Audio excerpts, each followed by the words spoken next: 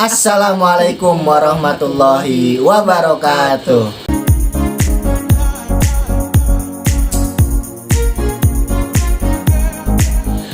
Balik lagi di channel Maurice Family sama saya Ujang Kasep. Saya Bu Haji. Iya, Bu Haji, kita balik lagi dengan nuansa bulan Oktober, nuansa bulan Maulid nih. Bulan memperingati lahir Rabiul Awal ya. Rabiul Awal, memperingati hari lahirnya Nabi Muhammad nih. Banyak orang yang merayakan, banyak orang yang memperingati gitu, banyak orang yang berbahagia. Tapi ada satu keresahan yang menarik, Bu Haji. Kalau misalnya kita berbicara kondisi saat ini gitu, kita melihat banyak pemuda, banyak anak-anak gitu yang mengidolakan tapi selain Nabi Muhammad gitu. Padahal mereka bilang mereka Islam, mereka Muslim gitu, tapi mereka tidak mengidolakan nabinya gitu.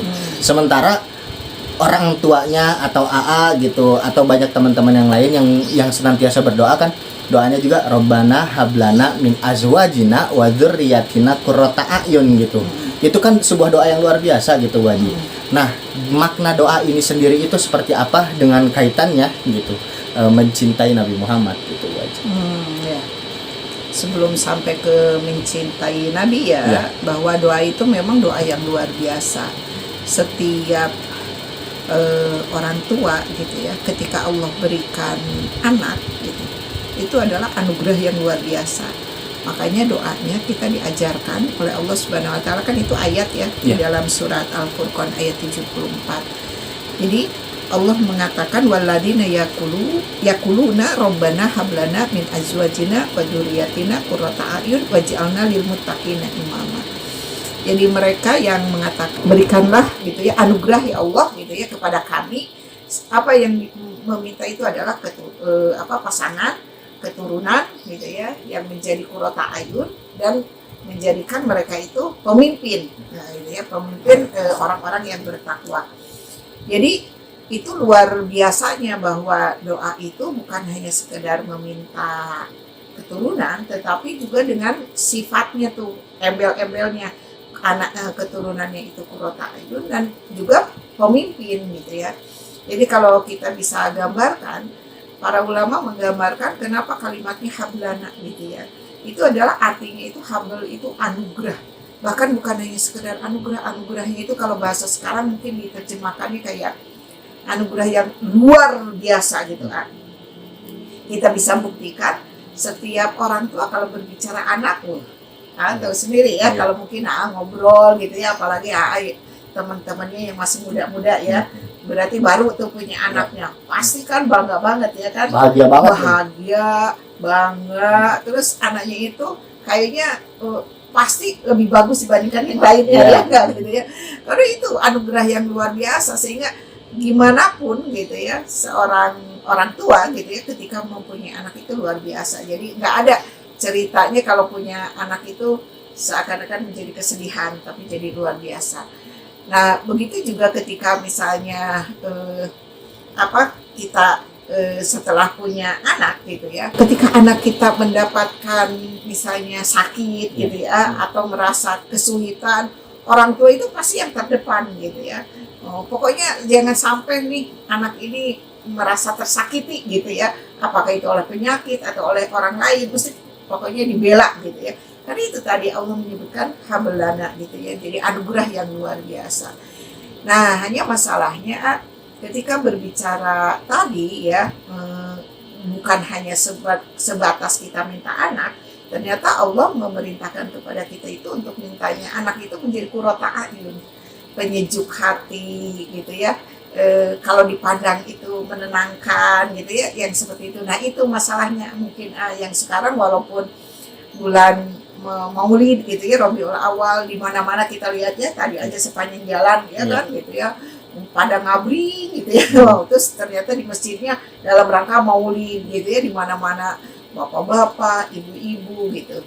Nah, seharusnya juga ini oleh anak-anak juga itu tuh. Jadi bukan hanya bapak dan ibu yang kenal nabinya itu, anaknya juga harus sudah mulai dikenalkan tuh kepada nabi, bahkan ya harusnya sejak dini ya gitu. Kalaupun sekarang misalnya karena memang muncul idola-idola baru gitu ya, nah harusnya jadikan momentum gitu ya, ketika memperingati Nabi itu anak-anak pun mengenal nabinya, sehingga harus kembali gitu ya, idola-idola yang saat ini itu bukan idola yang hakiki gitu. Jadi idola yang hakikinya itu kudunya Nabi, sehingga tadi harapannya menjadi qurrata a'yun, kemudian menjadi pemimpin orang yang bertakwa sebagaimana Nabi dulu kan gitu. Jadi harus benar-benar ditanamkan ke anak-anak kita. Jadi jangan sampai memperingati Maulid itu hanya untuk yaitu bapak-bapak, ibu-ibu, aki-aki, nini-nini gitu ya. Tapi anaknya jauh dari Nabi gitu.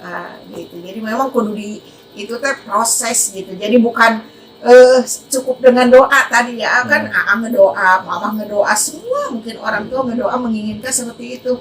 Tapi nggak cukup dengan itu. Jadi namanya mendidik anak menjadi qurrata a'yun dan menjadi pemimpin itu kan proses tuh. Nggak ada yang begitu lahir ujung-ujung jadi pemimpin, ya kan? Jadi proses tuh itu dari mulai pembiasaan, pendidikan sampai benar-benar menjadi pemimpin gitu. Jadi nggak ada yang ujung-ujung. Berarti kan kalau berbicara pemimpin, proses ke arah situ itu harus dilakukan supaya mereka benar-benar si contohnya itu hanya Nabi gitu. Nah, tapi kan ini kita tadi Baju udah nyinggung terkait bagaimana proses mendidik ya. Nah, betul. ketika membiasakan proses mendidik, tapi kan sebetulnya kalau misalnya proses mendidik itu salah satunya itu mencontoh gitu ya. Kalau tadi ada orang-orang kondisi saat ini tuh banyak teman-teman, banyak orang-orang di luar sana sedang merayakan Maulid, tapi kan pada faktanya ternyata mayoritas nih yang merayakan Maulid itu tuh banyaknya orang tua, aki-aki, nini-nini, bapak-bapak, ibu-ibu, sementara anak-anak ini mulai jarang untuk itu gitu. Nah, terus harusnya mendidik anak agar mencintai Nabi itu sebetulnya gimana sih Bu Haji? Iya, itu banyak sekali ya di dalam ayat Al-Quran. Misalnya ini diantaranya nih di dalam surat At-Taubah ayat 24 yang artinya lah ya singkatnya gitu kan, Allah mengatakan, katakanlah jika bapak-bapakmu, anak-anakmu, saudara-saudaramu, istri-istrimu, keluargamu, harta kekayaan yang kamu usahakan, perdagangan yang kamu khawatirkan kerugiannya, dan rumah-rumah tempat tinggal yang kamu sukai lebih kamu cintai daripada Allah dan Rasulnya, serta berjihad di jalannya, maka tunggulah, kata Allah, sampai Allah memberikan keputusannya. Jadi kalau kita lihat nih, ini juga harus dipahami nih oleh para orang tua, bahwa gitu ya, jangan sampai gitu ya bapak-bapaknya, ibu-ibunya gitu ya mencintai itu melebihi kepada Allah gitu. Termasuk nih kan berarti kita anak-anak tadi ya, supaya menjadi anak-anak yang qurrata a'yun, yang menjadi pemimpin orang yang bertakwa tadi itu gitu ya, harus ditanamkan bahwa tidak boleh mereka itu mencintai apapun itu ya, baik itu manusia ataupun benda atau apapun gitu ya, melebihi cintanya kepada Allah dan Rasulnya gitu. Nah, akibatnya seperti saat ini mereka itu lebih mencintai, lebih mengenal, kalau berbicara tentang idola gitu ya, itu artis, bintang film, aktor, YouTuber gitu kan ya, yang seperti itu idolanya itu. Sehingga otomatis kan apa yang dilakukan oleh si idolanya itu diikuti gitu. Padahal ya ayat ini jelas banget gitu. Jadi nggak boleh mencintai manusia atau apapun melebihi cinta kepada Allah dan Rasulnya. Berarti balik lagi, penanaman itu orang tua ini punya kewajiban, berarti dari sejak dini itu bagaimana mencintai nabinya gitu. Jadi bukan hanya di momentum Maulid aja gitu ya, seharusnya ketika mendidik itu semenjak dini si anak-anak itu udah dikenalkan siapa nabinya, siapa keduanya, siapa contohnya, digambarkan secara gamblang bagaimana itu nabi gitu ya, sehingga muncul kecintaan itu, sehingga secara terprogram gitu ya, anak-anak itu yang dikatakannya itu mungkin nabi, sahabat ya kan, teman-temannya Rasul kan gitu, sahabatnya gitu, kemudian apa yang diajarkannya itu tuh yang harus ditanamkan. Jadi bukan dongeng-dongeng kayak sekarang gitu ya. Jadi yang ditanamkannya itu, karena apa? Perintah Allahnya harus Allah dan Rasul yang lebih dicintai dibandingkan yang lain. Berarti yang pertama tadi kudu cinta Nabi ya, yang dididik kepada anak-anak kita itu. Kemudian yang kedua juga bukan hanya cinta Nabi, juga cinta kepada keluarga Nabi. Karena tadi kan Rasul itu nggak sendiri gitu ya, tapi ada keluarganya, ada para sahabatnya. Nah itu kan sebenarnya kalau nanti ya insya Allah punya anak, banyak cerita-cerita kalau kita mau baca gitu ya, mulai dari sirah Rasul, sirah para sahabat gitu ya, termasuk keluarga Rasul gitu. Itu jadi sebenarnya itu yang unik gitu ya, yang bisa ditanamkan. Coba aja inget banget kan kalau cerita misalnya dari Sumatera Barat, apa yang paling terkenal cerita? Imam Bonjol. Bukan. Oh, ini Ya, Malin Kundang. Malin Kundang. Malin Ya kan? Kundang. Kenapa sampai hafal banget? Emangnya diceritakannya setelah AA gede seperti ini atau Enggak, sejak kecil? Dari kecil. Dari kecil ya, Iya. tapi inget banget kan? Iya. Bahkan termasuk mama mungkin sampai kapanpun itu inget cerita. Karena kita mendapatkan cerita ini sejak dini, itu nempel banget tuh gitu kan. Terus kalau di kita nih di Jawa Barat, apa tuh yang paling populer? Itu Sangkuriang. Sampuriang, Tangkuban Perahu, ya kan? Iya. Itu kan cerita-cerita kecil gitu, tapi nempel banget ya di kita itu gitu. Membuat sampai kita itu kalau orang Bandung, pada pengen tuh ke Tangkuban Perahu karena dengan cerita itu. Nah seharusnya berarti kan gampang ya membiasakan anak-anak kita itu cinta kepada Nabi, cinta kepada keluarganya. Kalau sejak dini udah diceritakan tuh bagaimana, apalagi berbicara bagaimana perjuangannya. Kan biasanya anak-anak senengnya kepada manusia yang apa? Yang kuat, superhero lah kalau sekarang pahlawan, Batman, ini kan gitu ya, Spiderman gitu ya. Nah karena kenapa mereka mencintai? Nggak ada cerita lain, nggak ada alternatif, maka harusnya tuh itu yang diceritakan itu, sehingga nggak ada lagi kecintaan. Makanya semua orang membicarakan pengennya itu ketemu dengan Rasul gitu ya, ngikuti ajaran Rasul gitu, termasuk perbuatannya juga ini seperti Rasul. Kemudian sejak dini yang ketiga nih ya, yang ketiga itu adalah tilawah Quran. Coba mama sedih banget deh, pernah ketemu lah dengan seorang guru SMP negeri di Depok nih ya. Ditanya gimana Bu murid baru saat ini gitu ya, karena beliau suka ini sebenarnya bukan guru kelas agama gitu ya, tetapi karena beliau punya tanggung jawab lah gitu ya, beliau ngetes baca Quran, bukan kayak yang di SCBD mah ditanya niat sholat gitu ya, iya. gitu ya. Yang paling gampang ini baca Quran. Baca Quran aja gitu. Ternyata dari semua murid baru yang masuk nggak ada yang baca Quran. Kok bisa? Ngeri kan? Ngeri gitu. Makanya ya gimana mau cinta Nabi? Bagaimana mau cinta Allah kan? Kalau tadi sebagaimana doanya gitu ya. Kemudian yang dilarang oleh Allah, jangan mencintai melebihi kepada Allah dan Rasulnya. Baca Quran aja nggak bisa. Makanya Rasulullah mengajarkan tadi cinta Nabi, cinta keluarga Rasul, juga tilawah Quran. Jadi Quran itu tuh sejak dini gitu. Jadi mudah-mudahan tuh dengan pendidikan yang terus berproses itu kan sejak dininya ya. Nanti berubah kan dengan kesempurnaan anak-anak berpikir itu terus gitu ya. Tetapi dasarnya udah ditanamkan. Kita aja kan coba orang tua kalau awas jangan dibangkang nanti kayak Malin Kundang. Padahal itu cerita bohong gitu kan, seperti itu lah gitu. Kalau tadi berbicara proses mendidik, terus proses mencintai, bagaimana mencintai Nabi, ini akan ada satu pertanyaan pamungkasnya. Itu tanggung jawab siapa sebetulnya?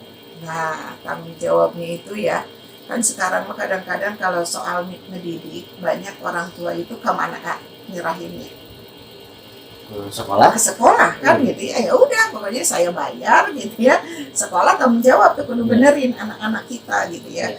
Padahal gitu ya di dalam Al-Quran sendiri di dalam surat At-Tahrim ayat 6 Allah Subhanahu wa taala juga sudah menyampaikan kepada kita gitu ya.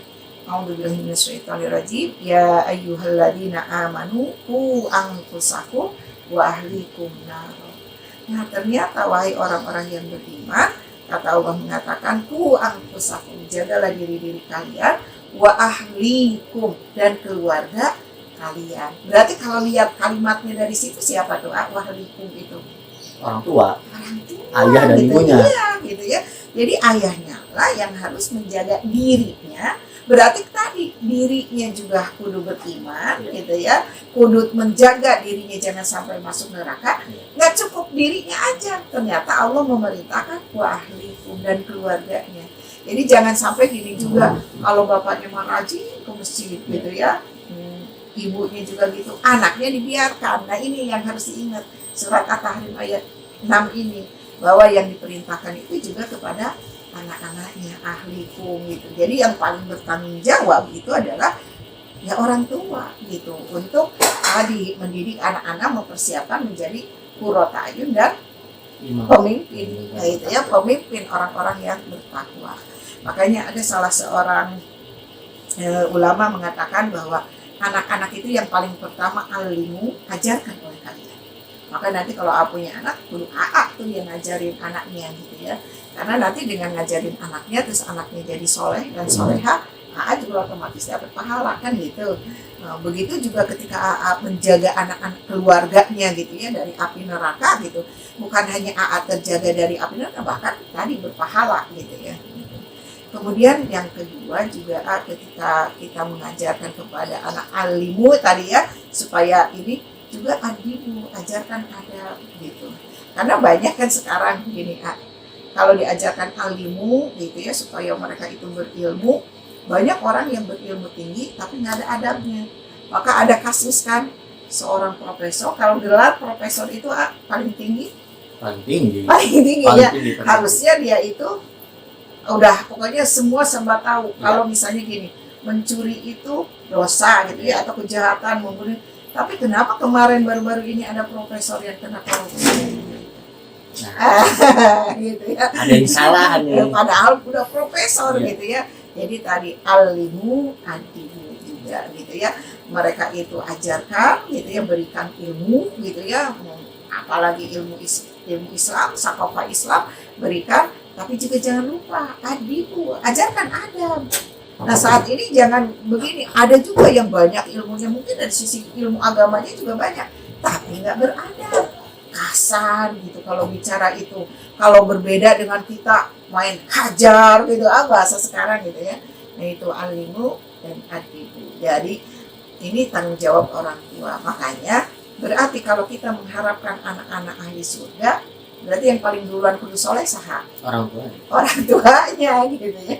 Jadi itu tuh. Jadi orang tua itu makanya persiapkan gitu ya. Siap-siap untuk menjadi tadi penghantar keluarganya itu masuk ke dalam surga, tercegah dari neraka. Berarti kudu disiapkan. Jadi orang tua itu nggak cukup dengan memberi makan, minum, pakaian aja, tetapi kudu mendidik. Karena tanggung jawab tadi sesuai dalam surat At-Tahrim ayat 6 itu. Gitu Gitu teman-teman. Jadi panjang. Iya, jadi terkait bagaimana mendidik anak supaya cinta Nabi itu ada ada dulu nih proses gimana tahapannya gitu ada tahapannya dari doa. Kita harus memaknai doa itu lebih dalam, lebih jauh gitu. Terus ada proses tahapan diamalkan dan doa ya itu kan? Diamalkan tahapan pendidikannya sampai itu balik lagi sebelum anak kita, maka kita sebagai orang tua ataupun calon orang tua harus punya bekal gitu. Benar. Makanya semuanya perlu berilmu gitu ya. Beradab dan beradab gitu ya, karena tadi akan kita menurunkan lagi yang begitu. Jadi mudah-mudahan nih tahun ini itu kan ramai banget tuh ya yang memperingati Nabi. Betul. Jadi bukan hanya emak bapaknya aja, tapi anak-anaknya juga diajak untuk mencintai Nabi. Ya, itu teman-teman. Gitu ya. Di video kali ini di momen bulan Maulid, momen bulan kelahirannya Nabi. Buat yang belum like, tolong coba ini yang belum like jangan lupa buat like, jangan lupa buat subscribe juga, Terus jangan lupa buat share konten ini kalau dirasa bermanfaat. Saya Ujang Kasep. Saya Bu Haji. Kita berdua pamit undur diri. Wassalamualaikum warahmatullahi wabarakatuh.